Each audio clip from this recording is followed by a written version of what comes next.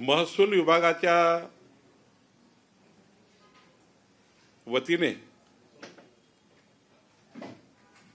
माननीय पंतप्रधान नरेंद्र मोदीजी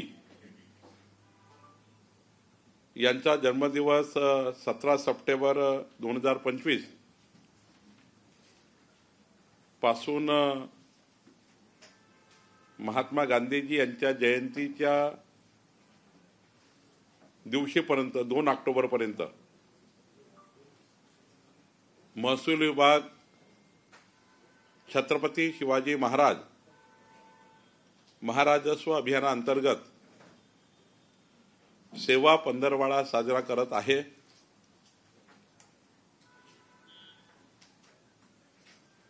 या पंधरवड्यामध्ये 17 ते 22 पहिले 5 दिवस शेतकऱ्याच्या शेतातील रस्ते, पांधन रस्ते, शिवपांधन रस्ते याकरता संपूर्ण महसूल विभाग, जमाबंदी आयुक्त, तलाठ्यापासून तर माझ्यापर्यंत आणि एसीएस पासून तर डेप्युटी SLR पर्यंत आम्ही सर्व शेतकऱ्याच्या पांधन रस्त्यावर पांधन रस्त्याची मोजणी करणे, पांधन रस्त्याकरता रस्ते अदालत घेणे, पांधन रस्त्याबद्दलच्या शेतरस्त्याबद्दलच्या केसेस ज्या आपसात सुरू आहे त्या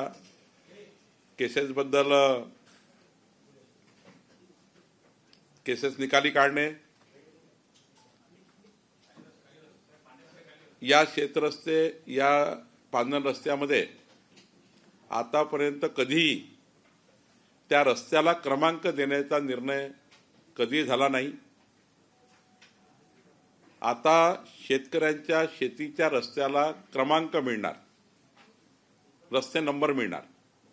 जसं नॅशनल हायवेला नंबर आहे, जसं स्टेट हायवेला क्रमांक आहेत, गावातील रस्त्याला VR ODRला क्रमांक आहेत, तसे हा ऐतिहासिक निर्णय शेतकऱ्याच्या शेताला रस्त्याला क्रमांक मिळणार आणि ह्या क्रमांकाच्या रस्त्याची दुरुस्ती करणे, त्या रस्त्याला मोटरेबल करण्याकरता मग महसूल खातं रस्ते मजबूतीकरणाची योजना करणार। त्यामुळे 17 ते 22 हा काळ जो आहे, हा काळ शेतकऱ्याच्या शेत रस्त्यावर संपूर्ण महसूल खातं काम करणार आणि या 5 दिवसामध्ये एक राज्यव्यापी मोहिमेची सुरुवात आपण या ठिकाणी करतो आहे। पंचायत ते पार्लमेंट पर्यंत सर्व अधिकारी आणि पंचायत ते पार्लमेंट पर्यंत सर्व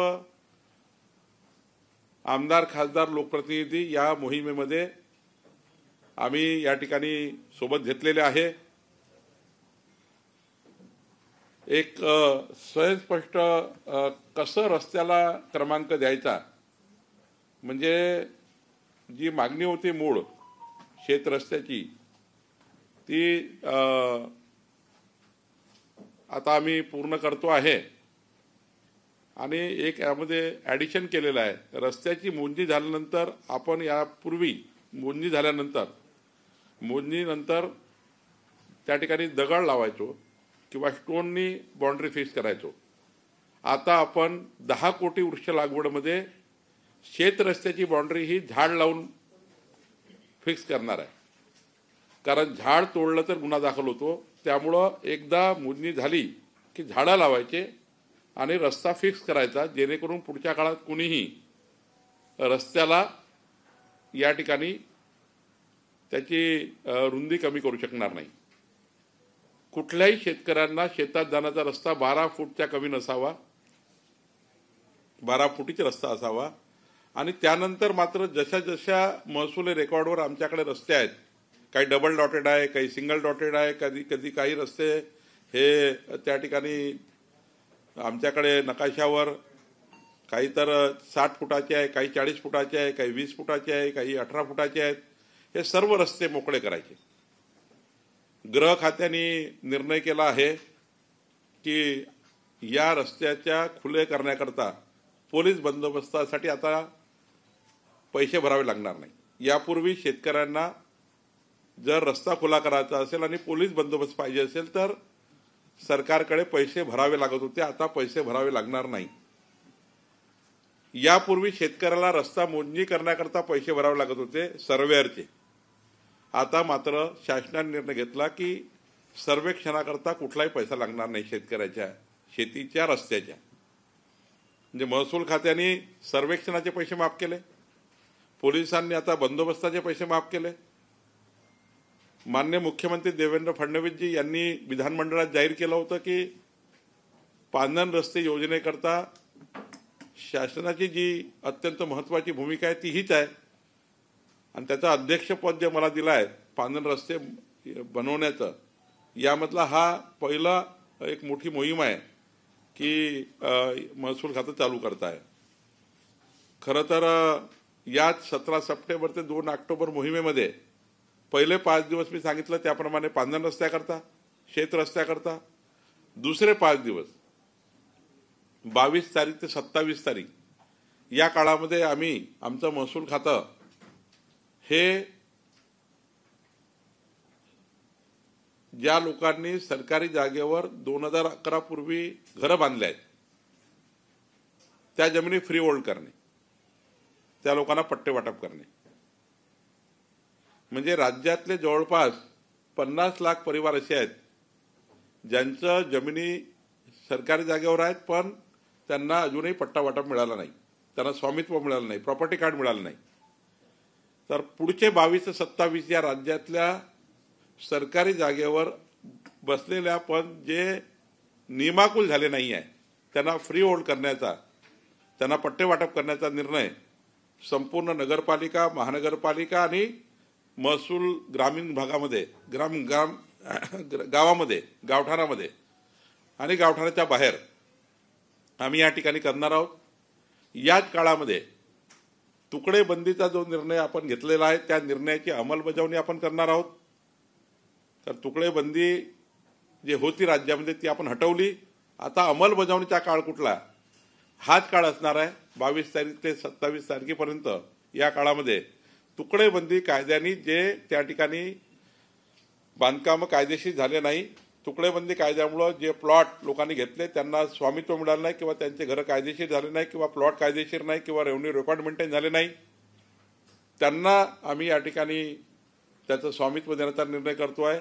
याच काळामध्ये आमचे जमाबंदी आयुक्त गावठाणामधील जो आम्ही सर्वे केला आहे ड्रोननी, आखीव पत्रिका प्रत्येक घरांना प्रॉपर्टी कार्ड देण्याचा, गावठाणामधील जे घर आहेत त्यांचं प्रॉपर्टी कार्ड देण्याचा निर्णय आम्ही करतो आहे।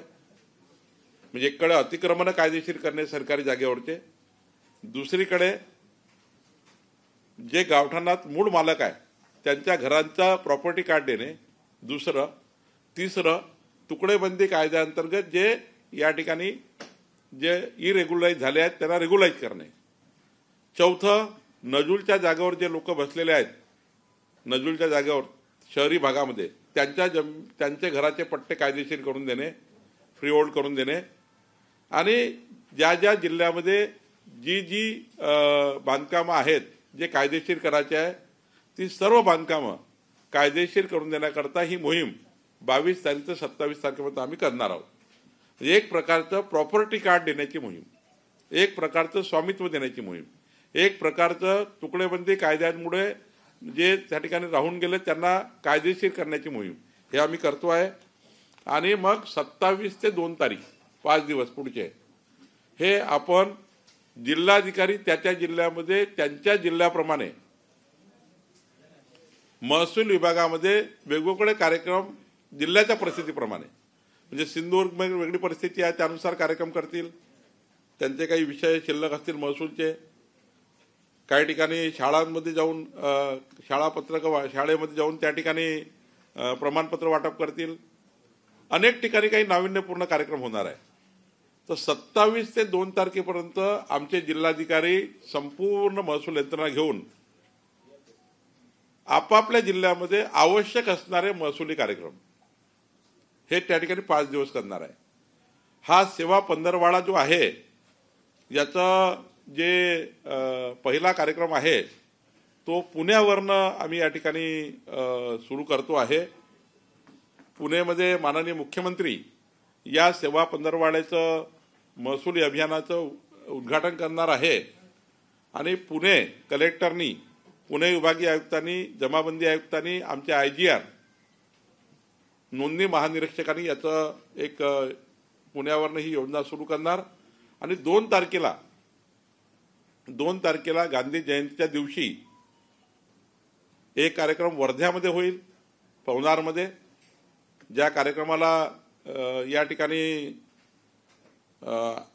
आमच्या कोणीतरी मंत्री मंडळातील सहकारी त्या ठिकाणी या कार्यक्रमाचा त्या ठिकाणी समारोप करतील आणि एक कार्यक्रम या समारोपाचा म्हणजे 2 ठिकाणी कार्यक्रम होईल, एक नाशिकला होईल, तसा प्रत्येक जिल्ह्यात होईल।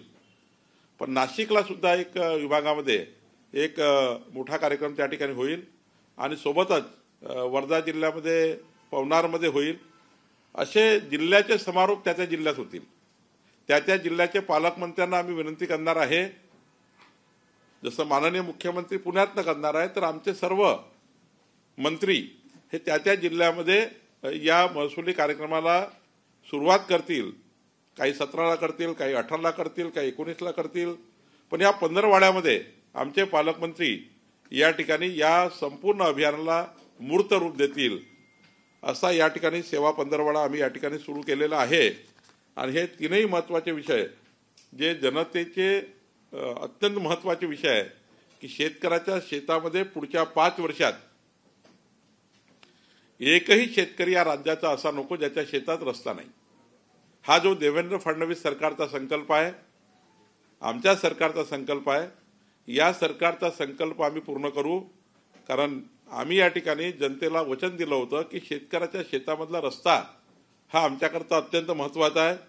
तो रस्ता आम्ही या ठिकाणी आमचं सरकार यावर काम करेल। जनतेला वाटतं की समृद्धी महामार्ग झाला, शक्तीपीठ होतो आहे, पण माझ्या शेताचा रस्ता सरकारने करून दिला पाहिजे, याकरता आमच्या सरकारने या ठिकाणी भूमिका घेतलेली आहे। आणि जर तुम्ही हा शासन निर्णय बघितला तर आतापर्यंतच्या इतिहासामध्ये असा कुठलाही निर्णय आता पण झाला नाही। तो निर्णय आम्ही आता या ठिकाणी या शासनाने केलेला आहे। मी माननीय मुख्यमंत्री देवेंद्र फडणवीसजी, आमचे उपमुख्यमंत्री एकनाथ शिंदेजी, अजितदादा पवारजी, आमचं जे सरकार आहे या सरकारने या योजनेला मूर्त रूप दिलं आणि आमचं सरकार, आमचे सर्व आमदार खासदार या योजनेला पूर्ण करतील आणि पुढच्या काळामध्ये शेत रस्त्याच्या संपूर्ण योजनेकरता आम्ही आता जशी राज्यस्तरीय समिती माझ्या अध्यक्षतेखाली आहे तशीच समिती प्रत्येक विधानसभेच्या आमदाराच्या अध्यक्षतेखाली त्यांच्या मतदारसंघाची पांधन रस्त्याची समिती, ज्यातनं संपूर्ण मोजणीपासून तर रस्ता बांधणीपर्यंत योजना आम्ही या ठिकाणी करतो आहे। पुढच्या काळामध्ये आमदार आमचे त्या समितीचे अध्यक्ष राहतील आणि आमदाराच्या अध्यक्षतेखाली या योजनेला संपूर्ण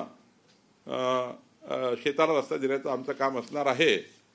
मला असं वाटतं की आपल्याला माझी विनंती आहे की शेतकऱ्याच्या संबंधित अत्यंत महत्त्वाचा शेतरस्त्याचा विषय आणि राष्ट्रनेता प्रधानमंत्री नरेंद्र मोदीजी यांच्या जन्मदिवसापासून ते राष्ट्रपिता महात्मा गांधी यांच्या जयंतीपर्यंत या अभियानाला आपण सर्वांनी आपल्या वृत्तपत्रातनं, आपल्या मीडियाच्या माध्यमातून शेतकरी समाजाकरता आणि खऱ्या अर्थाने ज्या गरीब माणसाला अजूनही घरं मिळाले नाही त्या गरीब माणसाला त्यांचं प्रॉपर्टी कार्ड मिळवून देण्याकरता आपल्या माध्यमातून या विषयाला शेवटच्या माणसापर्यंत पोहोचवण्याकरता आपण आम्हाला सहकार्य करावं अशी विनंती करण्याकरता मी आपल्याकडे आलो आहे। आज महाराष्ट्र सरकारने राष्ट्रनेता प्रधानमंत्री नरेंद्र मोदी जी इनके जन्मदिवस 17 सितंबर 2025 को 25 से राष्ट्रपिता महात्मा गांधी जयंती, इनकी जयंती 2 अक्टूबर 2025, ये जो 15 दिन का समय है, तो हमारा जो राजस्व विभाग है, राजस्व विभाग पूरे महाराष्ट्र में 15 दिन का एक अभियान लेकर जा रहा है। पहले अभियान हमने जो डिजाइन किया है, माननीय देवेंद्र फडणवीस जी ने, हमारे मुख्यमंत्री जी ने विधानसभा में मेरे अध्यक्षता में एक समिति बनाई थी किसानों के खेत के रास्ते के जो निर्माण करने के बारे में। हमने उसको मूर्त रूप दिया है। हम 17 सितंबर से 22 सितंबर तक किसानों के खेत के रास्तों को पूरी तरह से, जो सिंगल डॉटेड है, डबल डॉटेड है, जहां पे रास्ते ही नहीं है, ऐसे रास्तों का डिजाइन करना, ऐसे रास्तों के जो इंक्रोचमेंट निकालना, जहां कम से कम 12 फीट का रास्ता हो, ऐसे रास्ते बनवा कर देना। उसके लिए सारे रास्तों का मेजरमेंट करना। इसके लिए जो पुलिस बंदोबस्त लगेगा, उसके लिए माननीय मुख्यमंत्री जी ने कहा कि अभी पुलिस बंदोबस्त के लिए कोई पैसा नहीं लिया जाएगा किसानों से। माननीय मुख्यमंत्री जी ने कहा कि किसानों के मेजरमेंट करने के लिए, रास्तों का मेजरमेंट करने के लिए पहले किसानों को पैसा भरना पड़ता था, अब वो नहीं लिया जाएगा। फ्री में किसानों के रास्ते हम बनाने का प्रयास कर रहे हैं और हम किसानों के रास्तों को नंबरिंग करना चाहते हैं। आज तक कभी महाराष्ट्र के राजस्व विभाग ने यह निर्णय नहीं लिया था, लेकिन राजस्व विभाग ये निर्णय करता है कि किसानों के खेत के रास्ते को नंबर होना चाहिए। जैसा गांव के रास्ते को नंबर होता है, स्टेट हाईवे को नंबर होता है, नेशनल हाईवे का नंबर होता है, ये गांव से वो गांव में जाएंगे वो गांव का नंबर होता है। किसानों को रास्तों को क्रमांक नहीं मिला क्योंकि कभी उसका डिजाइन नहीं बना। लेकिन हमने अभी निर्णय लिया है, इस महाराष्ट्र के सारे किसानों के खेत में जाने वाले रास्तों को नंबर दिया जाएगा और उस नंबर देकर फिर उस नंबर के रास्ते के लिए जो सरकार पैसा अलॉट करेगी, वही रास्ता सरकार के पैसे से बनाया जाएगा। तो किसानों के खेत में रास्ता देना, ये जो देवेंद्र फडणवीस सरकार का संकल्प था, ये हम चालू कर रहे हैं। हमने इसका डिजाइन पूरा तैयार किया है।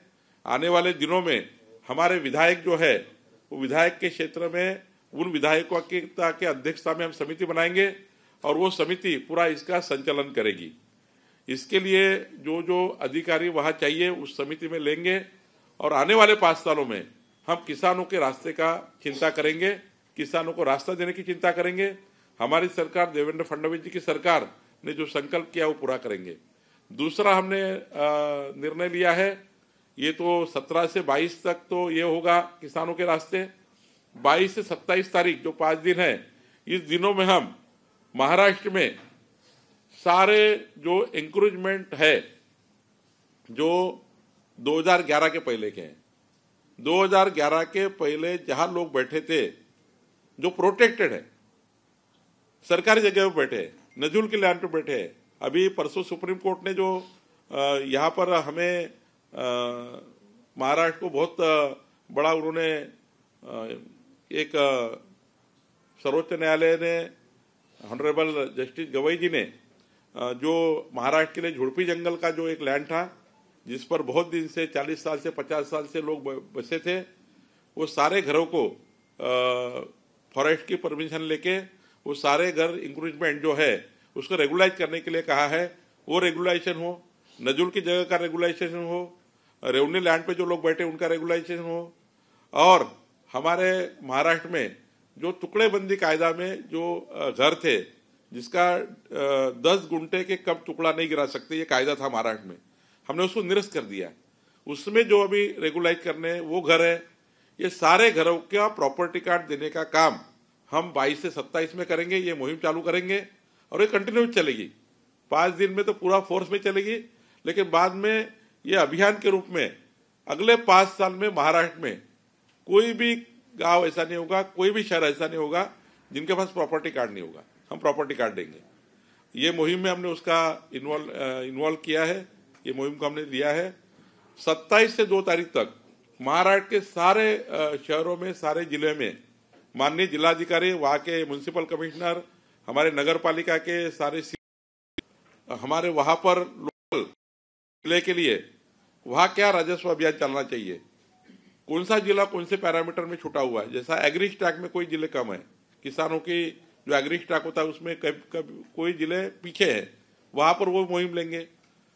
वो जिलाधिकारी जहां जहां पर जो लगता है 5 दिनों में वो मुहिम के रूप में ये योजना चलाएंगे। तो ऐसा 17 तारीख से 2 तारीख तक राष्ट्र नेता नरेंद्र मोदी जी इनके जन्मदिन से लेकर राष्ट्रपिता महात्मा गांधी जी की जयंती तक हम ये अभियान चलाएंगे।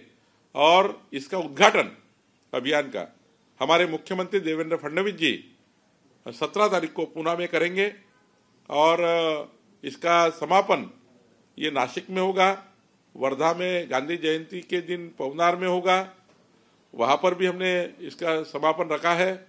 निश्चित रूप से ये 15 दिन में कम से कम 50 लाख परिवारों को, किसान से लेके जो सरकारी जगह पर रहने वाले लोग हैं, 50 लाख परिवार जो बहुत दिनों से सरकार कि हमें कभी प्रॉपर्टी कार्ड मिलेगा, हमें कभी रास्ता मिलेगा, जो योजनाएं राजस्व विभाग चलाता है वो सारी योजना से 50 लाख परिवार तक हम पहुंचना चाहते हैं।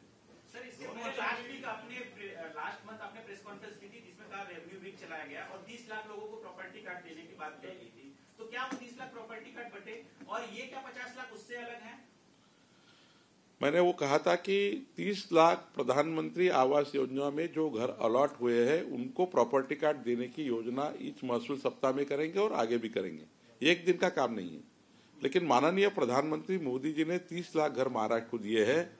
उन घरों को प्रॉपर्टी कार्ड जो नहीं है, 20-25 लाख घरों को प्रॉपर्टी कार्ड है, लेकिन कुछ घर ऐसे जहाँ प्रॉपर्टी कार्ड नहीं है। जैसे आपने देखा होगा वेंगुर्ला में गौड़ीवाड़ा था, पिछले कैबिनेट में हमने उसको फ्री होल्ड कर दिया। आज अमरीश भाई पटेल आए थे, वहाँ धुले में बहुत दिनों से एक ऐसे भोई लोग रहते हैं जिनका प्रॉपर्टी कार्ड नहीं था। आज देखा होगा आपने, मैंने अभी 10 मिनट पहले आदेश निकाला है, 8,000 हेक्टेयर जमीन ऐसी थी जीवती चंद्रपुर में जिनके ऊपर फॉरेस्ट का वहां पर नोंद ली गई थी, उसको आज निकाल दिया हमने। तो आप अंदाजा नहीं करोगे, 50 लाख से कई लोग हैं जिनको अभी भी किसानों को और घर के लोगों को फ्री होल्ड करना है। नजुल में आपने देखा होगा पिछले कैबिनेट में हमने निर्णय लिया कि 2% पैसे लेके, ओनली 2% पैसा लेकर हम सारे नजुल के विदर्भा के सारे लोग इसमें नजुल से फ्री होल्ड हो जाएंगे। 2% पैसे रेडी रखना के। कितने घर है नजुल में, कितने शहर में सरकारी जगह पे 40-40 साल से लोग रहते हैं, अभी फ्री होल्ड नहीं हुए हैं। 2% पैसे भरना है उनकी। और साथ साथ में अभी जो सुप्रीम कोर्ट का परसों में कहा, सुप्रीम कोर्ट ने जो निर्णय दिया झुड़पी जंगल के बारे में, झुड़पी जंगल में तो कम से कम 1 लाख परिवार है, 1 लाख, जिनको अभी हम शासन निर्णय करके सुप्रीम कोर्ट का रिजल्ट के रुका हुआ था, अब रिजल्ट आ गया। सारे लोगों को अतिक्रमण कायदेशीर करने के लिए सुप्रीम कोर्ट ने कहा, वो अभी हम उसका शासन निर्णय कर रहे हैं। ये एक दिन में नहीं होने वाला है, लेकिन 50 लाख परिवार कम से कम इस महाराष्ट्र में से जो अभी भी वेट कर रहे हैं कि मेरा घर का प्रॉपर्टी कार्ड मुझे मिल जाए, जो प्रॉपर्टी कार्ड है नहीं है। तो इसके लिए हम महसूल रेवेन्यू डिपार्टमेंट, राजस्व विभाग, हर गांव का हम सर्वे कर रहे हैं, हर शहर का सर्वे कर रहे हैं।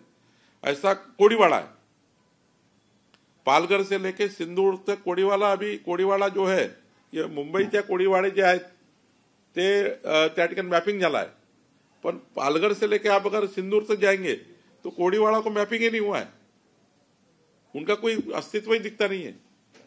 तो उसका मैपिंग करेंगे कोडीवाड़ा का, तो कोई किसी का उसके तरफ ख्याल ही नहीं है। तो ये सब कोडीवाड़ा को भी हम रेगुलाइज करने का भी काम करेंगे।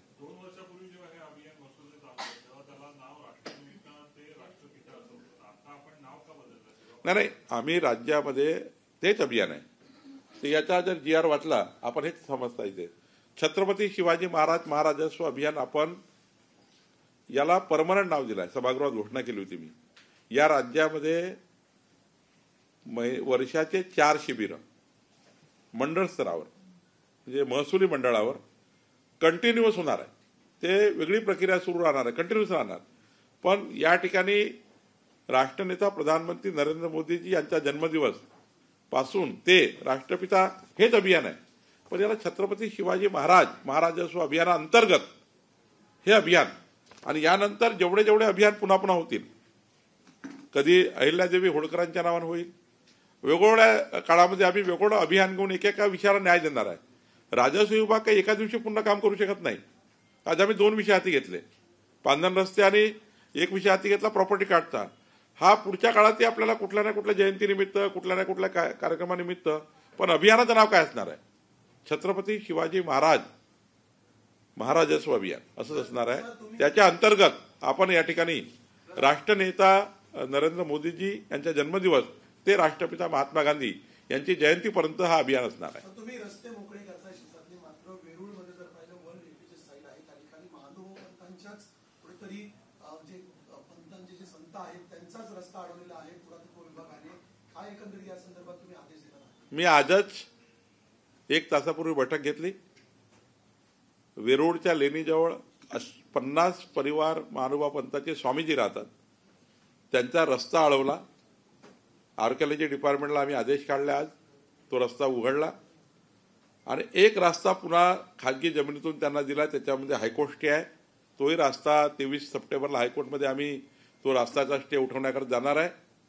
पण आज आर्किओलॉजी डिपार्टमेंटनी मात्र तो रस्ता उघडला आणि त्या 50 महानुभाव पंथाचे लोक जे म्हणजे स्वामीजी राहतात, त्या स्वामीजींना जो रस्ताच नव्हता तो रस्ता देण्याचं काम आम्ही आता 1 तासापूर्वी केलं आहे. तुम्ही म्हणाला की शेतकऱ्यांना 12 फूटचा रस्ता देणार आहे.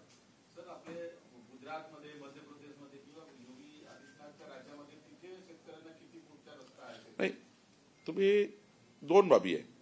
ऑलरेडी नकाशावर रस्ते मॅपिंग झाले आहेत. सिंगल डॉट अलग अलग आहे. डबल डॉटचा रस्ता एक 30 मीटरचा आहे, सिंगल डॉटचा रस्ता 18 मीटर आहे, काही डॉटेड असे एक वेगवेगळा डॉट दिलेला आहे. असा अलग अलग नोंदी आहेत महसुली रेकॉर्डमध्ये. पण ज्याच्या शेतात रस्ताच नाही आहे, तुमचा माझा दोघाचा शेतात रस्ता नाही आहे, मलाही नाही तुम्हाला नाही, अशा वेळी दोघांच्याही संमतीने तुमचा 6 फूट आमचा 6 फूट 12 फूटचा रस्ता मदत करून द्यायचा आणि दोघांच्याही 7-12 नोंदी घ्यायच्या. हाही अभियान होणार आहे. म्हणजे किमान 12 फूटचा रस्ता असला पाहिजे. आपल्या राज्यामध्ये राज्यामध्ये काय आहे? गुजरात आणि मध्य प्रदेश किंवा योगी इतर राज्यामध्ये काय आहे? इतर राज्यामध्येही रेकॉर्डवर ज्या नोंदी आहे रस्त्यांच्या, त्या रस्त्याप्रमाणे चालतात. त्या रस्त्या त्या ठिकाणी त्या राज्यांनी वेगवेगळं प्रोव्हिजन केलं आहे. आपला MLRC कोड जो आहे त्या MLRC कोडप्रमाणे आपण रस्ता देण्याची जी आपला म्हणजे रस्ता कंपल्सरी आहे देणे MLRC कोडमध्ये. तहसीलदार 143 मध्ये अधिकार आहेत तहसीलदारला रस्ता देण्याचे 143 मध्ये. म्हणजे तुमच्या शेतात रस्ता नसेल तर तहसीलदारला 143 वापरून रस्ता द्यावा लागतो, कलमानुसार आदेश काढावा लागतो. म्हणजे हा रस्ता करून देण्याची जबाबदारी सरकारची आहे. प्रत्येक शेताला रस्ता असला पाहिजे. नाही, दोघांची संमती घेऊन ते 143 तहसीलदार आपले अधिकार वापरू शकतात, तहसीलदार आदेश पारित करू शकतात, तहसीलदारला अधिकार आहेत दंडाधिकाऱ्यांना आणि तो रस्ता देऊ शकतात. नंबरिंग से फायदा ये होगा, किसानों के रास्तों का जब नंबर डला जाएगा सारे किसानों को, तो हम जो स्कीम बनाने वाले हैं बजट में, जैसा मुख्यमंत्री ग्राम सड़क योजना, कल हमने ये निर्णय लिया मुख्यमंत्री पांधन रस्ते योजना, ये नाम नॉमिनकल्चर क्या होगा बाद में देखेंगे. तो सरकार के हेड से समझो आपकी विधानसभा है, आपके विधानसभा में वहां के विधायक ने 30 करोड़ 40 लाख रुपए आएंगे, तो वो नंबर डाल के वो बजट कर पाएगा. ये नंबर का रास्ता, तो वही रास्ते के लिए पैसा जाएगा. जैसा किसी राज्य के पास नहीं, सिर्फ महाराष्ट्र ही राज्य कर रहा है और ये महाराष्ट्र राज्य कर रहा है क्योंकि किसानों के रास्ते को पैसा ये बजट से जाएगा और उसका बजट हेड महाराष्ट्र सरकार निकालेगी. जैसा मुख्यमंत्री ग्राम सड़क योजना है, रास्ते के ODR बनते हैं, VR बनते हैं, नेशनल हाईवे बनते हैं, इसके लिए बजट आता है. लेकिन महाराष्ट्र में ऐसे कोई बजट हेड नहीं है जिससे किसानों के रास्ते बने. हम वहां पे बजट हेड देंगे, बजट करेंगे और अगले साल से इस बजट में हर विधानसभा में किसानों के रास्ते बनाने के लिए और जो विधायक या वहां का जो डिमांड आएगा वो रास्ते क्रमांक का आएगा. ये रास्ते के लिए, ये रास्ते के लिए, ये नंबर के लिए, ये नंबर के जैसा VR ODR नंबर के लिए अभी बजट करते हैं हम लोग, नेशनल हाईवे के लिए बजट करते हैं. जैसा Nagpur Mumbai national highway number 10, इसके लिए इतना पैसा. तो अब किसानों के लिए ऐसा आएगा, ये रास्ता, ये किसान से, ये किसान का रास्ता नंबर, ये नंबर पे इतना बजट, तो बजट होगा. सर, तुम्ही वेगवेगळ्या योजना घोषित करताय, मात्र ठाकरे गटाकडून आरोप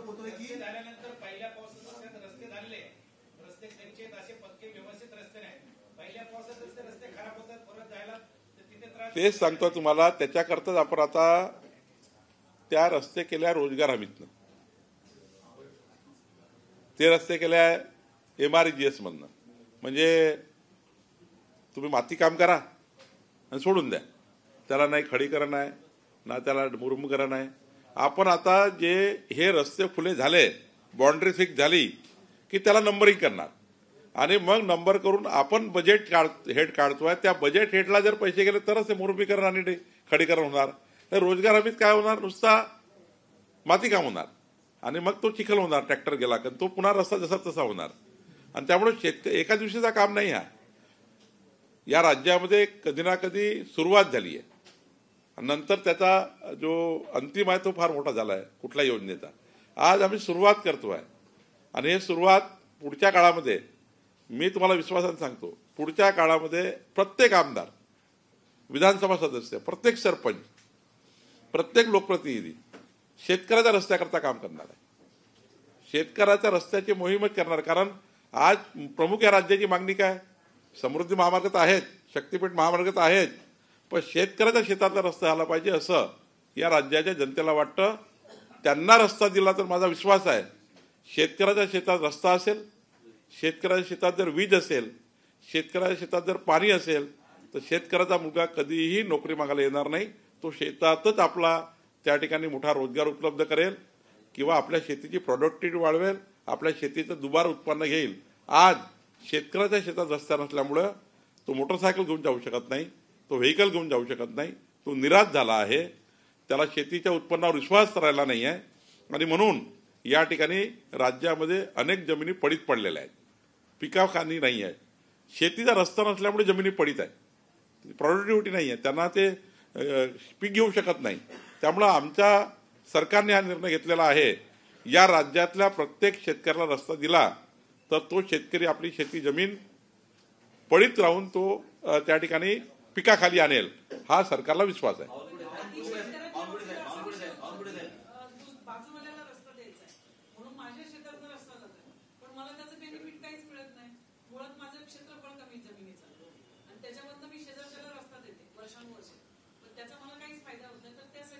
नाही, आता असं आहे की या म्हणजे आपला MLRC कोडमध्ये कुठलाही रस्ता शेतकऱ्यांना द्यावाच लागेल, 2 पाऊलवाट द्यावी लागेल, शिवपांधन द्यावं लागेल.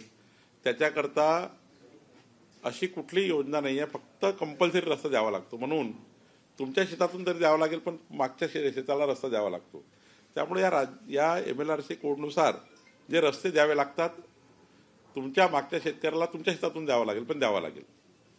त्याचं कुठलंही तुम्हाला त्याचा भूसंपादनाचा मोबदला मिळणार नाही.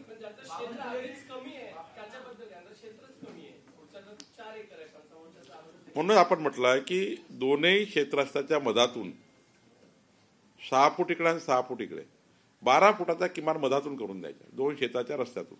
परंतु अशा अनेक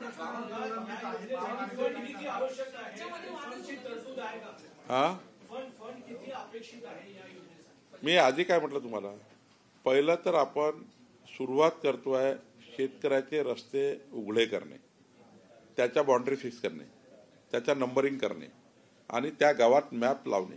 जसा एखादा ग्रामपंचायत आहे, तुम्ही ज्या गावात राहता त्या ग्रामपंचायतला पुढच्या 3 महिन्यात एक मॅप लागेल मोठा असा, कुठला रस्ता कुठून गेला, कुठला रस्ता कुठून गेला, कुठला रस्ता कुठून गेला, मॅपिंग होईल.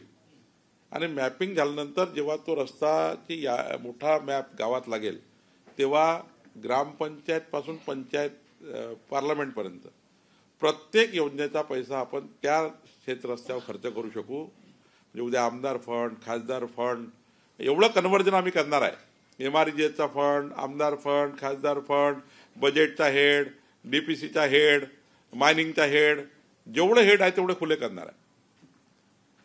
शेतकऱ्याच्या रस्त्याच्या मागणीकरता या राज्यातले सर्व हेड खुले करणार आहे आणि राज्य सरकार सुद्धा एक वेगळा हेड करणार आहे. म्हणजे तुम्हाला कुठल्याही आमदार खासदारांना आता शेतरस्त्याला पैसे देता येईल, कुठल्याही मायनिंग फाउंडेशनचे पैसे देता येईल, कुठलाही रिझर्व्ह फंड देता येईल शेतकऱ्यांना आणि ते रस्ते बांधता येतील. आणि उलट ॲडिशनल आपण आता महाराष्ट्र सरकारचे हेड करणार आहे. पावनकुले जी किसानों के रास्ते की बात आपने कही, लेकिन ओबीसी के का कौन सा रास्ता आप लोगों ने निकाला कर उस पर थोड़ा चर्चा कर लीजिए, क्योंकि ओबीसी वर्सेस मराठा की जो जंग है उसमें रास्ता कौन सा निकलेगा।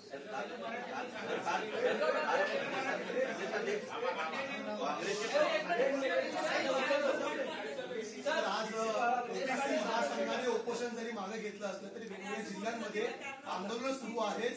तुम्ही आता उपसमितीचे अध्यक्ष झालेले आहात, काय तोडगा काढणार आहे? महाराष्ट्र सरकारने, माननीय मुख्यमंत्र्यांनी देवेंद्र फडणवीसजींनी काल मला माझ्या अध्यक्षतेखाली ओबीसी 18 पगड जाती, 12 बोलतेदार, 353 जातीच्या ओबीसी समाजाकरता मंत्रिमंडळाची उपसमिती जाहीर केली. आणि त्या उपसमितीमध्ये आता माननीय भुजबळ साहेब आहेत, पंकजाताई आहेत, आपल्याला सर्व ती समिती माहिती आहे.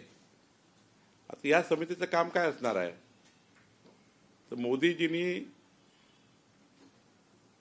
ओबीसी आयोगाला संविधानिक दर्जा दिला केंद्रामध्ये. तर केंद्र सरकारने ओबीसी करता केलेल्या वेगवेगळ्या योजना या राज्याच्या ओबीसी समाजाला मिळत आहेत का, त्याचं क्रियान्वयन होत आहे का. राज्यामध्ये महाज्योती आहे, महाज्योतीला अपेक्षित जो फंड आहे तो फंड त्या ठिकाणी त्या योजनेकरता मिळत आहे का. महाराष्ट्रामध्ये वेगवेगळ्या समाजाकरता आपण जे महामंडळ केले आहेत त्या महामंडळाचं क्रियान्वयन त्या ठिकाणी करण्याची भूमिका या समितीची असणार आहे. या समितीला खऱ्या अर्थाने अजून असा ओबीसी समाज आहे ज्या समाजाला कास्ट सर्टिफिकेट मिळत नाहीये, तो अजूनही दारोदारी भटकतात. त्या समाजाला कास्ट सर्टिफिकेट, त्यांचे बेनिफिट्स, त्यांच्या व्हॅलिडिटी होत आहेत का नाही. आणि आमच्या देवेंद्र फडणवीसजींनी पहिल्यांदा या महाराष्ट्रात ओबीसी मंत्रालय गठीत केलं 14 ते 19 या काळात. कुठल्याही सरकारने गठीत केलं नाही ओबीसी मंत्रालय. ओबीसी मंत्रालयाच्या माध्यमातून चालणाऱ्या योजना याचं क्रियान्वयन कसं होणार. आणि वेगवेगळ्या वेळी वेगवेगळे त्या ठिकाणी प्रश्न निर्माण झाले ओबीसी समाजात, ज्या मागण्या आल्या त्या सरकारकडनं, केंद्र सरकारकडनं पूर्ण करण्याकरता त्या ठिकाणी आमची समिती याच्यावर लक्ष ठेवणार आहे. आता काँग्रेसनी आतापर्यंत तोंडाच्या वाफा फेकल्या. काँग्रेस पार्टीने कधी जातनिहाय जनगणनेची गोष्ट केली नाही. आता या राज्यामधल्या मराठा समाज आहे, तर मराठा समाजाची जनगणना जी होणार आहे त्यावर योग्य पद्धतीने आमची ती उपसमिती आहे मंत्रिमंडळाची, राधाकृष्ण विखे पाटीलजी. आता ओबीसीच्या 353 जाती, 18 पगड जाती, या जातीमधला ओबीसी समाजाचं खऱ्या अर्थाने येणारी जनगणना त्याकरता काय आवश्यक सरकारची मदत पाहिजे. शेवटी आता जातनीय जनगणना होणार आहे, त्यामुळे त्याच्यामध्ये एक महत्त्वाचा या ठिकाणी रोल राहणार आहे. केंद्र सरकार करणार आहे, पण राज्याचे रोल महत्त्वाचा राहणार आहे. आणि सोबतच आमची भूमिकाही राहणार आहे दोन्ही उपसमितीची. राधाकृष्ण विखे पाटील यांची उपसमिती मराठा समाजाकरता आणि माझ्या अध्यक्षतेखाली समिती. कुणाच्याही ताटातलं कुणाच्या ताटात जाऊ नये. या ताटातलं काढून या ताटात देणे, या ताटातलं काढून या ताटात देणे हे काही योग्य नाही. त्यामुळे मराठा समाजाला योग्य न्याय हा मिळालाच पाहिजे. त्याच्याकरता अजून काम करण्याची गरज आहे, ते आम्ही करणार आहे. ती मराठा समाजाची उपसमिती यामध्ये वेगवेगळ्या सूचना देणार आहे सरकारला. म्हणजे एकीकडे जो वर्ग आहे, मोठे वर्ग, शेड्यूल कास्ट, शेड्यूल ट्राईबला तर त्या ठिकाणी राज्याचं पर्सेंटेज ठरलं आहे, निधीचं पर्सेंटेज ठरलं आहे, आरक्षणाचं पर्सेंटेज ठरलं आहे. परवा माझ्या अध्यक्षतेखाली उपसमिती होती, नंदुरबार, पालघरमध्ये नोकऱ्याचं आरक्षण थांबलं होतं, ते आता क्लिअर झालं. आता आपल्याला दोन समाजाला समोरासमोर येऊ न देता, दोनही समाजाचे हक्क न डावलता, ओबीसी मराठा समाजामध्ये कुठलाही वाद न होऊ देता, दोनही समाजाला त्यांना अपेक्षित असलेला सरकारकडनं न्याय देण्याचं काम ह्या दोन्ही उपसमित्याला करायचं आहे. आणि मला विश्वास आहे इकडे राधाकृष्ण विखे पाटीलजी आणि संपूर्ण त्यांची उपसमिती आणि इकडे माझ्या अध्यक्षतेखाली ही उपसमिती, या दोन्ही उपसमित्या दोन्ही समाजाला समोर समोर येऊ देणार नाही आणि कुणाचा हक्क कुणाला जाणार नाही. राहिला प्रश्न परवाच्या GRचा, परवाच्या जी आरमध्ये स्वयं स्पष्ट आहे की ज्या नोंदी आहे ओबीसी मधल्या, पण त्या नोंदी आतापर्यंत दुर्लक्षित राहिल्या. हैदराबाद गॅजेटमध्ये असतील, अजून गॅजेटमध्ये असतील, जे काय त्या नोंदी असूनही आमचे ग्राम महसूल अधिकारी किंवा महसूल अधिकारी किंवा ग्राम विकास अधिकारी जे असतील हे त्यांना दाखले देत नव्हते. दाखल्याबद्दलची अडचण निर्माण झाली होती. आता या जी आरनी काय होणार आहे? या जी आरनी ज्या नोंदी गॅजेटमध्ये आहे, ज्या नोंदी महसुली रेकॉर्डमध्ये आहे, ज्या नोंदी 11-12च्या रेकॉर्डमध्ये आहे किंवा ज्या ज्या प्रकारच्या नोंदी जिथे इथे असतील त्या नोंदी तपासून त्या नोंदीप्रमाणे मराठा समाज असेल त्यांना, म्हणजे मराठा दाखवलं पण ओबीसी आहे, कुणबी आहे, त्यांना ओबीसी प्रमाणपत्र मिळणार आहे. आता बघा, संपूर्ण उत्तर महाराष्ट्रामध्ये ज्या नोंदी होत्या त्या पूर्ण झाल्या. विदर्भातल्या नोंदी होत्या त्या पूर्ण कुणबीमध्ये आल्या, त्या ओबीसीमध्ये आल्या. आताची आंदोलकाची मागणी काय होती? हीच मागणी होती की आमच्या नोंदी आहे पण त्या नोंदी होत नाही, आणि म्हणूनच हैदराबाद गॅजेटचा उल्लेख त्या ठिकाणी झाला. तर मला असं वाटतं की आत्ताच्या जी आरवर काही फार संभ्रम ठेवायची गरज नाही कोणी, दोन्ही समाजांनी. आताच्या जी आरमध्ये स्वयंस्पष्ट आहे की ज्यांची नोंद जशी अशी आढळतं, आणि समजा तुमच्या वडिलाची नोंद असेल तर मुलाच्या नोंदीची गरज नाही आहे. एका जर घरात आहे, एकाच परिवारात आहे, मग याला दाखला वेगळा, त्याला दाखला करण्याकरता वेगळे डॉक्युमेंट, त्याचे वेगळे डॉक्युमेंट न तपासता तुम्ही जर वडिलाकडे डॉक्युमेंट आहे, आजोबाकडे डॉक्युमेंट आहे, मग नातवाला एवढे डॉक्युमेंट घ्यायची गरज काय? जे आमचे रेव्हन्यू अधिकारी मागतात किंवा ग्राम महसूल अधिकारी मागतात. म्हणजे आजोबा आहे, त्याचे वडील आहे, त्याच्याकडे डॉक्युमेंट आहे, माझ्याकडे कास्ट सर्टिफिकेट आहे, माझ्या मुलाला तेवढे डॉक्युमेंट पुन्हा आणा, तलाठ्यापासून सर्व. हे जे पद्धती आहे, या पद्धतीला थोडं स्ट्रीमलाईन करण्याकरता शासन निर्णय आहे, आणि मला असं वाटतं यामध्ये कोणत्याही समाजावर अन्याय होत नाहीये. पण सर, या आंदोलनामागे मुळात एकनाथ शिंदेच आहेत असा आरोप आता संजय राऊत करतात की फडणवीस सरकार अस्थिर करण्याचा हा शिंदेचा प्रयत्न होता, सर्व रसद आहे ती शिंदेंनी पुरवली. आता पॉलिटिकल बोलायचं असेल, खारगे साहेब तुमच्या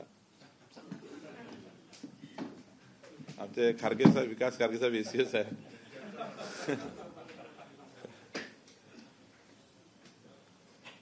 त्यांना एसीएस लावून मी काही राजकीय बोलणं योग्य नाही आहे.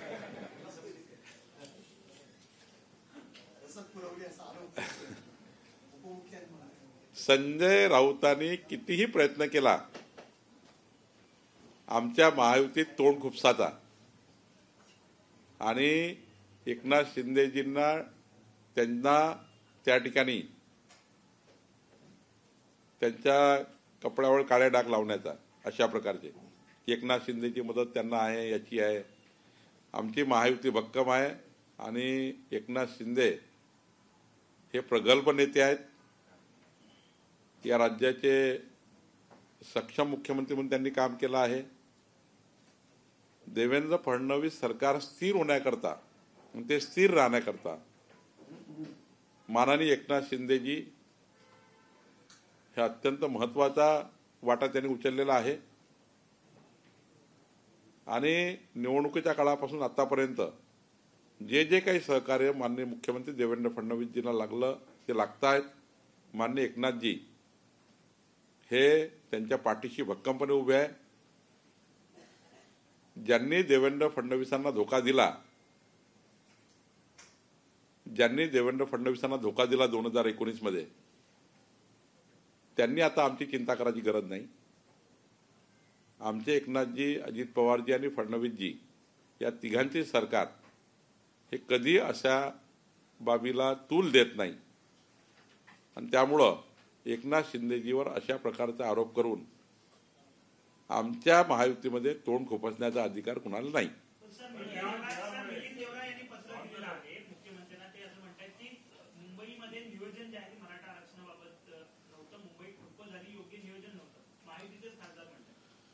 असं आहे की आंदोलन करताना कुणाला रोखणं काही योग्य नाही.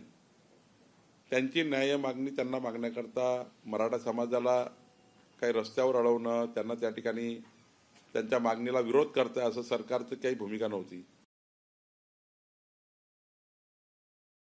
आंदोलनकर्त्यांनी आधी म्हटलं होतं, निघताना आंदोलनकर्त्यांनी काय म्हटलं होतं, आम्ही कुठलाही कायदा हाती घेणार नाही, आम्ही कधी असे वागणार नाही जे समाजाला अपेक्षित नाही.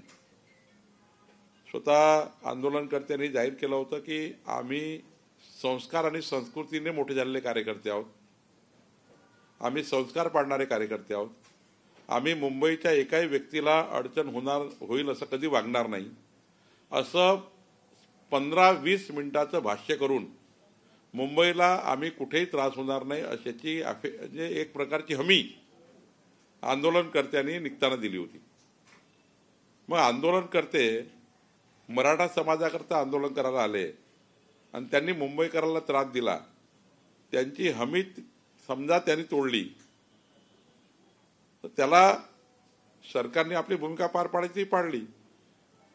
म्हणजे त्यांना हे म्हणायचं का कुणाला की त्यांना लाठीचार्ज करायचा होता, म्हणजे काही कायद्याचं त्या ठिकाणी बळ वापरायचं होतं, का अश्रूधूर सोडायचे होते, की नळकांड्या फोडायचे. आम्हाला असं कुठलंही आंदोलनाने शांतपणे हँडल करायचं होतं. फक्त आंदोलनकर्त्यांनी आपल्या भूमिकेपासून वेगळं जाऊ नये. त्यांनी जे एक मौखिक ॲफिडेव्हिट केलं होतं जनतेसमोर महाराष्ट्राचे की आम्ही मुंबईला त्रास देणार नाही, त्यावर सरकारने विश्वास ठेवला. आणि विश्वास का ठेवू नये? महाराष्ट्राच्या जनते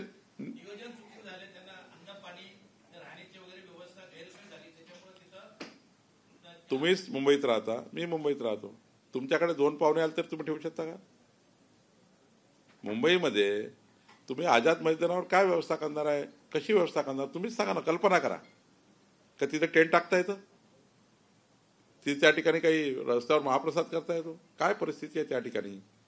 शेवटी आंदोलनकर्त्यांनी आपापल्या व्यवस्थेने ते आले, आपापल्या व्यवस्था उभ्या केल्या. आंदोलनकर्त्यांना काही त्या ठिकाणी एकदम तुम्ही रस्त्यावर काही तर व्यवस्था उभ्या करू शकत नाही, शौचालय बांधू शकत नाही. जेवढं काही महानगरपालिकेने केलं, म्हणजे मी तर म्हणेल जेवढं काही सरकारचं कर्तृत्व होतं एक त्या ठिकाणी आंदोलनकर्त्यांना मदत करण्याचं, तेवढं मात्र केलं. आता याच्या उपर काय केलं पाहिजे हे त्यांना जरा समजून सांगितलं पाहिजे आम्हाला. महाराष्ट्रात मतचोरीचा पहिला प्रयोग कामठीतून झाला असं हर्षवर्धन सपकाळ म्हणतायत. काल मोठा मेळावा झालाय तुमच्या कामठीमध्ये. मला तर राहुल गांधी जसे वेळे झाले आहेत, वेळे झाले म्हणेल 8 महिन्यानंतर निवडणुकीच्या, आता त्यांना दिसत आहे की कामठीमध्ये, नागपूरमध्ये, महाराष्ट्रामध्ये मत चोरी झाली. मी पहिली निवडणूक 58,000 मतांनी निवडून आलो, दुसरी निवडणूक 95,000 मतं घेऊन निवडून आलो, तिसरी निवडणूक 1,31,000 मतं घेऊन निवडून आलो, चौथी निवडणूक 1,75,000 मतं घेऊन निवडून आलो. प्रत्येक वेळी 40,000 50,000नी काँग्रेस मागे राहिली. आणि ज्या शहरामध्ये त्यांनी व्होट चोरीचा आरोप लावला, ज्या शहरात त्यांनी काल मोर्चा केला, कामठी शहरात त्यांनी मोर्चा काढला ना कालचा, त्या शहरात 95 बूथ आहेत, त्यापैकी 75 बूथवर काँग्रेस पार्टी समोर आहे. काँग्रेस पार्टीला 32,000 मतं आहे, मला 16,000 मतं आहे. व्होट चोरी कोणी केली आहे? हर्षवर्धन सपकाळाने जरा राहुल गांधीचं अजून जरा मार्गदर्शन घेऊन आलं पाहिजे आरोप लावताना, किंवा जिकडे लोक तिथे तोंडाच्या वाफा फेकल्या ना, त्याने जरा आरोप लावताना तुम्ही त्यांना प्रश्न विचारायला पाहिजे होता की इथं तर 32,000 काँग्रेसला आहे, 16,000 बीजेपीला आहे, ज्या शहरात तुम्ही मोर्चा काढतायत. त्यामुळं केवळ येणाऱ्या नगरपालिका, जिल्हा परिषद, पंचायत समिती निवडणुकीमध्ये आपले कार्यकर्ते स्टेबल ठेवण्याकरता जे कार्यकर्ते महायुतीमध्ये पक्षप्रवेश करताय ते कार्यकर्ते महायुतीत जाऊ नये, त्यांना पक्षप्रवेश त्यांचा थांबवावा, त्यांना हे खोटे निवडून आलं असं सांगून त्या ठिकाणी आपलं जे पार्टी त्यांची फुट्टा आहे ती थांबवण्याकरता त्यांनी केलेला हा कार्यक्रम आहे. संबंधित आहे. नागपूरच्या संविधान चौकात ओबीसी समाजाचा उपोषण सुरू होता. आपण स्वतः नागपूरच्या असंतोषात गेलं नाही सर, उपोषण सीएम जाणार होते, ते पण नाही गेले. ओबीसी समाजाने या सरकारवर कसा विश्वास ठेवायचा? अतुल सावे ओबीसी महामंत्री आहेत. सर ओबीसी मंत्री आहे. ऐका, कालच मी अध्यक्ष झालो बाबू, ऐका ना, कालच अध्यक्ष झालो. आणि आमचे अतुल सावे, ऐका ऐका ऐका ऐका कालच मंत्री या राज्याचे ओबीसी मंत्री गेले आहेत, ज्यांना निर्णय करायचे अधिकार आहेत. त्या खात्याचे मंत्री गेले आहेत, लहान माणूस नाही आहे अतुल सावे. आणि मी आज थांबलो आहे त्या अत्यंत महत्वाच्या वेरूळ आणि अत्यंत महत्वाच्या त्या ठिकाणी ज्या आधीच बैठका लागल्या होत्या. काल माझ्या महसुली सुनावण्या होत्या 150. त्यामुळं कोण कुठे जाण्याचा प्रश्न येत नाही. मी रोजच ओबीसी आंदोलकाशी बोलतोय तिथल्या, आणि त्या ओबीसी आंदोलकाला त्या ठिकाणी माझी खूप वेळा चर्चा झाली आहे. आज राज्याचे ओबीसी मंत्री गेले आणि ओबीसी मंत्र्याला अधिकार आहे त्यांच्या मागण्या सोडवण्याचे. आणि त्यामुळे मला असं वाटतं मी गेलो नाही ते का गेले याच्यातली काही फार तुम्ही काळजी करू नका. ते नागपूरचेच लोक आहेत, त्यांना मी केव्हा भेटून घेईन. दोन्ही अध्यक्षपद भाजपकडेच आले. योगायोग म्हणायचा की काय मराठा पण अध्यक्षपद विखे पाटलांकडे, ओबीसी उपसमितीचं अध्यक्षपद तुमच्याकडे, दोन्ही अध्यक्षपद योगायोगाने भाजपकडे आले की काय नेमकं पुढं? असं आहे की महाराष्ट्राचं जे एकंदरीत विधिमंडळाचं संख्याबळ आहे आणि मंत्रिमंडळाची संख्या आहे, साधारण असं असतं कुठलंही सरकार चालवताना. आणि असं नाही ना की आम्ही मराठा उपसमितीमध्ये काही अजितदादा कळले, एकनाथ शिंदेजी कळले, आणि ओबीसीमध्ये समितीमध्ये सर्वांनाच समावेश केला आहे.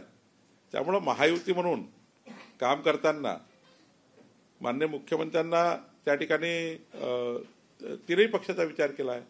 आणि शेवटी समाजाला न्याय येताना हा अध्यक्ष झाला की तो अध्यक्ष झाला याच्यात न पडता मूळ भूमिका काय की मराठा समाजाकरता कॅबिनेट उपसमिती होणे आणि ओबीसी करता होणे हे त्या ठिकाणी महत्वाचं आहे.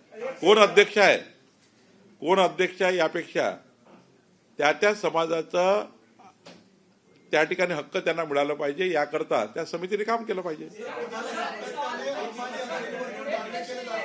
मात्र आज उद्योगपती अदानी आहेत ते शरद पवार यांच्या भेटीसाठी पुन्हा एकदा गेल्याचं पाहायला मिळालं. असं आहे की या राज्याचे अनेक वर्ष सत्तेमध्ये माननीय शरद पवार साहेब आहे आणि प्रत्येकाचा उद्योगपती संबंध असतो. आणि अंबानीजी, अडानीजी शरद पवारजीकडे गेले की आमच्याकडे आले की कुणाला भेटले, याच्यामध्ये काय नवीन आहे? याच्यामध्ये काही नवीन आहे का? अडानीच्या अनेक वेळा शरद पवार साहेबांची भेट झाली आणि त्यांच्या इतक्या वर्षाच्या सत्तेच्या काळामध्ये अनेक त्या ठिकाणी मोठे उद्योग धंदे आहेत, अनेक व्यवसाय आहेत त्या ठिकाणी. शेवटी इतके दिवसाचे संबंध आहेत आणि पारिवारिक संबंध आहेत सर्वांचे. माझे अडाणी परिवाराशी पारिवारिक संबंध आहेत, सर्वांचेच संबंध आहेत. आणि त्यामुळे माझ्याकडे उद्या कोणी आलं किंवा त्यांच्याकडे आम्ही गेलो, याला काय त्याच्या संबंध आहेत? मला वाटतं हे याच्यामध्ये काही दुसरं समजू नये. मोर्चे काढत आहे अदानी विरोधात. धारावी प्रकल्पावरून सातत्याने भाजप आणि शिवसेनेला टार्गेट केले जात आहे. एकंदरीत मुंबई तुम्ही आनंद देत आहे, ठाकरे सुद्धा इकडे वेगवेगळ्या मोर्चांच्या द्वारे अदानींवरती आणि भाजपवरती आरोप करतात. दुसरीकडे शरद पवार मात्र सातत्याने अदानी यांच्या भेटी घेताना पाहायला मिळतात. का उद्धव ठाकरे साहेबांचे अडाणीचे संबंध नाही आहेत? अडाणीजी जे काही याच्यापूर्वी उद्धव ठाकरे मुख्यमंत्री असताना का अडाणीजी त्यांच्याकडे आले नाही आहेत? त्यांच्या कधी बैठका झाल्या नाही आहेत? शेवटी एखादे उद्योगपती जेव्हा या राज्याला पुढे नेण्याकरता एखादं प्रयोजन करतात तेव्हाचे मुख्यमंत्री, तेव्हाचे माजी उपमुख्यमंत्री, या भेटीला तुम्ही कधीही प्रश्नचिन्ह लावू नका. या भेटी या त्यांच्या व्यक्तिगत संबंधात नसतात. प्रत्येक भेटीला काही तुम्ही वेगळा अर्थ लावू शकत नाही. आणि असा आरोपही जे करतात, हे जे त्या ठिकाणी ज्यांनी आरोप लावले त्यांनी जरा एकदा आपला आरसा बघितला पाहिजे. उद्योगपत्यांना जर तुम्ही संधी देणार नाही कुठल्याही विकसित राज्यामध्ये, तर त्या ठिकाणी तो राज्य पुढे कसं जाईल?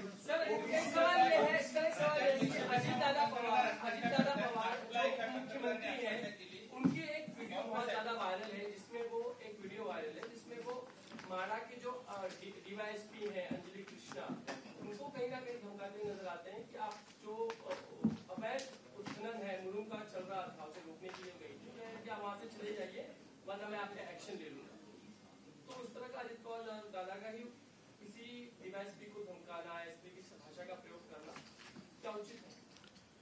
नहीं, आप मुझे जो बता रहे इसका मैंने अभी कुछ माहिती लिया नहीं है। अगर किसी अधिकारी को बोला गया है, अगर अजीत पवार जी को दिखा कुछ कि अवैध उत्खनन हो रहा है, उन्होंने स्वाभाविक रूप से कोई डायरेक्शन दिए होंगे, तो मुझे आज देखना पड़ेगा कि आप जो मैंने पूरा अभी उसका जायजा लिया नहीं है, जायजा ने उसका मुझे पूरी आइडिया नहीं है। ओबीसी के अध्यक्ष आप बनाए गए, क्या बीच का रास्ता निकालेंगे किस तरीके से, क्योंकि दोनों जो समुदाय हैं, दोनों अलग अलग समाज के लोग हैं, आपस में संघर्ष न करें, इसके लिए सरकार कैसे करेगी? मैं आपको दावे के साथ कह सकता हूँ, ना ओबीसी पे अन्याय होगा, ना मराठा पे अन्याय होगा। दोनों उपसमितियां पैरेलल काम करेगी, दोनों समितियां ऐसा काम करेगी कि ये समाज का ये समाज को और वो समाज का वो समाज को, जिनका हक है उन्हें मिलेगा। और किसी ने भी आज तक भी ये प्रयास नहीं किया है, देवेंद्र फडणवीस सरकार ने, हमारी सरकार ने, कि किसी का निकाल कर किसी को देना। जिनका अगर डॉक्यूमेंटेशन है, जिनके पास कुछ तो भी एक डॉक्यूमेंट है कि ओबीसी होने का, तो वो ओबीसी में आएगा। डॉक्यूमेंट नहीं है तो नहीं आएगा। और डॉक्यूमेंट वाला अगर ओबीसी में आता है तो ओबीसी की फैसिलिटी लेगा। अगर डॉक्यूमेंट नहीं तो मराठा समाज के लिए ईडब्ल्यूएस है, 10% रिजर्वेशन है। भाई मराठा समाज भी बाहर थोड़ी जाएगा। अगर डॉक्यूमेंट नहीं तो वो ईडब्ल्यूएस में जाएगा, डॉक्यूमेंट है तो ओबीसी में आएगा। तो इसमें मराठा समाज को कोई मुझे लगता है कि अन्याय नहीं है। मराठा समाज को दोनों तरफ से वहां पर उनके लिए रास्ता है। उनको ओबीसी डॉक्यूमेंट है, जैसा हमारे विदर्भ में, पश्चिम विदर्भ में ओबीसी डॉक्यूमेंट है, तो ओबीसी का सर्टिफिकेट लिया है।